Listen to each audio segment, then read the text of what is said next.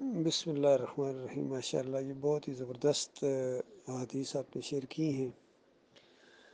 دیکھیے، اس میں ایک نیت کا معاملہ ہے کہ صحابہ کرام کس قدر اللہ کے راستے میں باہر نکلنا، جہاد کے لیے جانا اور شہادت کی امیدیں رکھنا، شہادت کو گویا ڈھونڈتے تھے۔ اور ایک اور حدیث کے اندر نبی علیہ السلام فرماتے ہیں کہ میرا دل تو چاہتا ہے کہ کوئی چھوٹا یا بڑا دستہ جو اللہ کے راستے میں نکلتا ہے میں لازمی اس کے ساتھ نکلوں، لیکن کبھی کبھی میں صرف اس وجہ سے نہیں جاتا ہوں کہ ظاہری بات ہے کچھ لوگ ایسے ہیں جو کسی عذر کی وجہ سے نہیں جا سکتے ہیں، تو ان پر بہت شاق گزرے گا کہ نبی علیہ السلام تو اللہ کے راستے میں نکلے ہوں جہاد کے لیے اور ہم گھروں میں بیٹھے ہوئے ہوں، تو وہ نہیں برداشت کر سکیں گے، لیکن ہے ان کا شرعی عذر، اس وجہ سے میں نہیں جاتا ہوں تاکہ وہ بھی اطمینان کے ساتھ رک جائیں ایسے لوگ۔ اس حدیث کے اندر نبی علیہ السلام نے فرمایا کہ کچھ ایسے لوگ ہوتے ہیں جو رک تو جاتے ہیں مدینے میں، نہیں جہاد کے لیے جاتے ہیں، لیکن اتنے وہ پکے مومن ہیں کہ کسی عذر نے ان کو روکا ہے اور ان کے بےتاب ہیں گویا، تو لہٰذا اللہ کی طرف سے پورا پورا ان کو اجر ملتا ہے، ساتھ ساتھ برابر کا معاملہ، بالکل اسی طریقے سے جس طرح عثمان رضی اللہ تعالیٰ عنہ جنگ بدر میں نہیں جا سکے تھے کیونکہ ان کی جو اہلیہ تھی وہ نبی علیہ السلام کی بیٹی وہ سخت بیمار تھی، اور نبی علیہ السلام نے گویا ان کو حکم دے کے روکا تھا کہ تم رکو یہاں۔ تو جب وہ پریشان ہو گئے عثمان رضی اللہ تعالیٰ عنہ کہ میں کیسے رکوں، تو نبی علیہ السلام نے کہا یہ نہیں، میں مفہوم بیان کر رہا ہوں کہ عثمان رکو، تم برابر میں ایسے ہو جیسے شریک ہو، اور اگر مال غنیمت وہاں معاملہ تمہارا اس میں حصہ لگے گا، تو اس انداز سے تسلی دی۔ تو اسی طرح ایک موقع کے اوپر نبی علیہ السلام جب لشکر لے کے گئے تو علی رضی اللہ تعالیٰ عنہ کو مدینے کا جو ہوتا ہے وہ ذمہ داری دے کے گئے، تو علی رضی اللہ عنہ سخت پریشان ہو گئے، اس قدر پریشان ہو گئے کہ میں اب ان عورتوں اور بچوں اور یہ بوڑھے جو کچھ لوگ ہیں یہاں مدینے میں ان کے ساتھ رہوں۔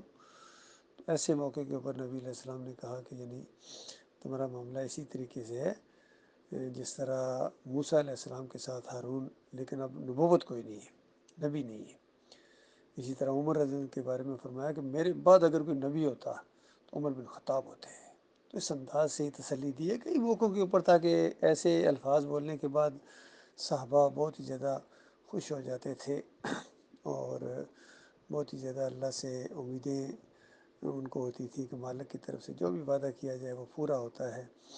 پھر اس دوسری حدیث کے اندر نبی علیہ السلام نے فرمایا جو سچے دل سے شہادت کی تمنا رکھتا ہے اور اس کو موقع نہیں ملتا ہے یا میدان جنگ میں اس کی شہادت نہیں ہوتی ہے، تو بستر پر بھی مرتا ہے تو اللہ اس کو شہادت کا ایک درجہ دیتا ہے۔ دیکھیں اللہ تعالیٰ کس قدر مہربان ہے۔ تو میرے بھائیو، اللہ کے راستے میں نکلنے کے ارادہ کرو۔ جب دعوت اللہ کے لیے خاص کر پروگرام ہوتا ہے کہیں بھی جانا، دعوت اللہ یہ جہاد کبیر ہے اور یہ بنیاد ہے، جس طرح نبی صلی اللہ علیہ وآلہ وسلم نے مکہ کے اندر توحید کی دعوت اٹھائی تھی۔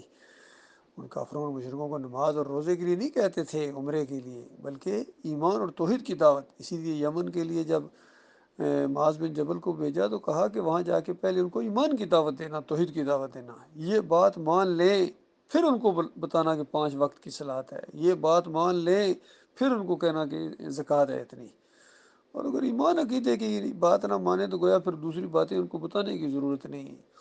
یہی معاملہ ہے آج مسلمانوں کے اندر، شرک آ گیا ہے، ان کی عظیم اکثریت شرک کے اندر ڈوب گئی ہے۔ تو اب ان کو نماز روزے کا نہیں کہنا بھائی، اب ان کو یہ کہنا کہ پہلے ایمان لاؤ، پہلے توحید کو اختیار کرو، شرک کو چھوڑو، عرس اور میلے چھوڑو، فرقہ بندیاں چھوڑو، بریلویت چھوڑو، دیوبندیت چھوڑو، اہل حدیثیت چھوڑو، سلفیت چھوڑو، یہودیت چھوڑو، نصرانیت چھوڑو، قادیانیت چھوڑو، رافضیت چھوڑو، پھر آؤ اسلام کے اندر، ایمان کے اندر، توحید کے اندر، اور پھر تمہارے اوپر یہ سارے معاملات ہیں۔